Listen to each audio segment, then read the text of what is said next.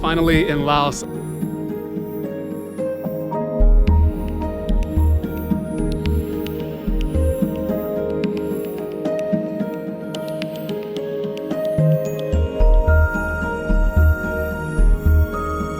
Whoa, almost fall into the bush.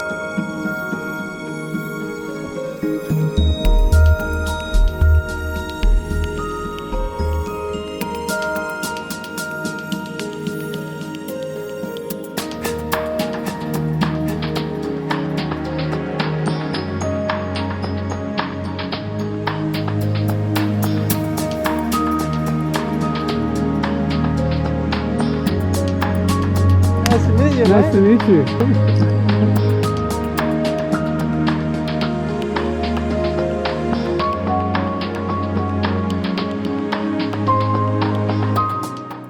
Good morning from Luangsay Hotel. It is early in the morning. We're getting ready to get on that boat, have packed up. It's really a nice room, really lush and green in the background as far as you can look. All you can hear is the sound of bugs all night. It's a quiet place, a little town nearby called Pak Beng that you can walk into. Not a whole lot to see there, but it's an interesting place. Most people come here as guests of the hotel from being on the boat, and it's a slow boat that a lot of people will take from further into Thailand than where we started. They'll just take it all the way down the Mekong and end up in Luang Prabang. It's a kind of fun, a little more interesting way to get there. I think it got popular before a lot of the low-cost airlines were flying directly into Luang Prabang, and it's still a common way that people will go. We were only here for one night, so now we're getting ready to get on the boat ourselves. Should be an interesting ride down the river, arriving into Luang Prabang this evening. So almost 10 years since I've been back to Luang Prabang. So excited to be back, excited to see and taste and experience everything, and I'm pretty happy that you could come along.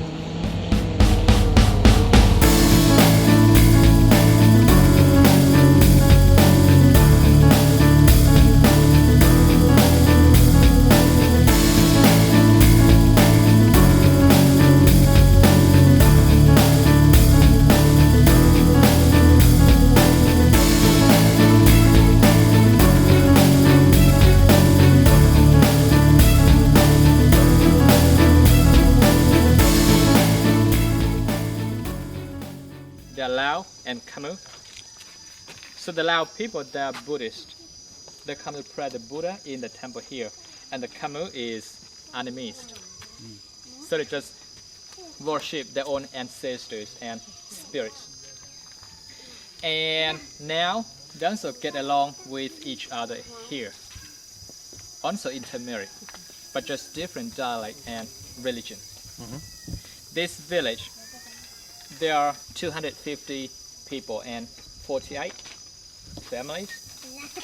So Jewish people are farmers, and every year they still grow a lot of rice, corn, hops, and sesame seed, and also raise animals in the village for selling. And now the people here, they have a road, primary school, and water supply here, but no electricity and no healthcare. And the Lao people here also very skillful in weaving, so they still weave lots of scarves for selling to tourists.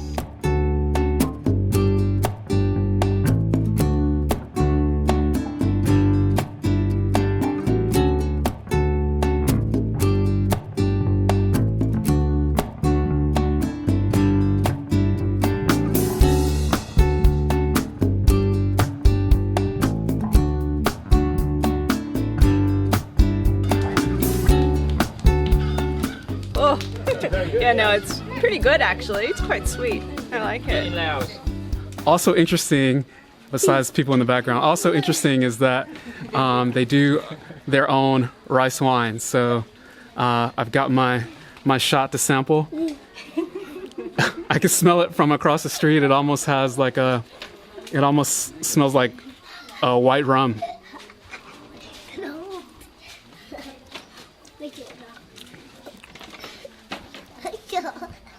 It's really strong, and then it has a sweet finish. So and an afterburn that makes the inside of your chest warm up.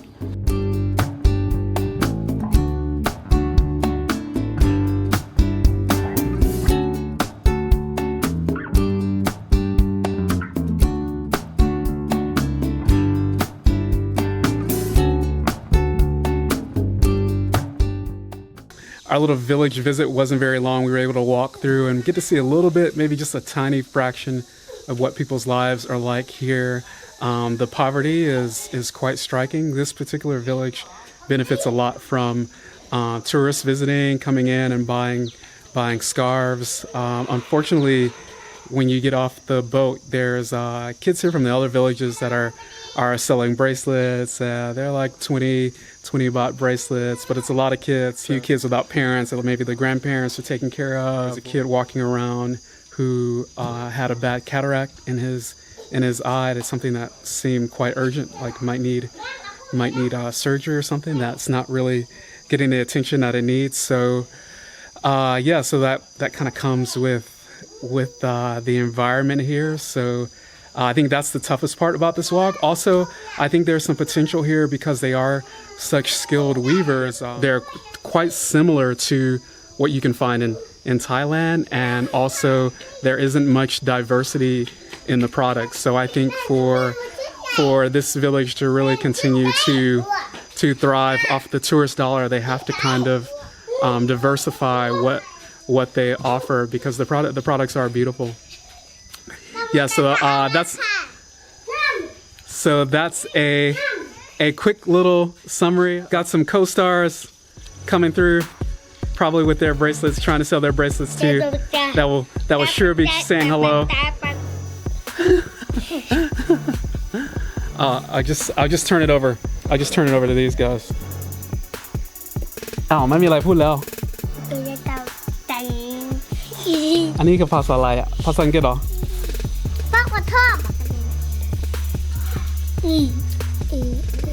อ้าวพูดเสียงเอาเพื่อนหาย Okay, we'll say bye bye. Bye bye. Bye bye.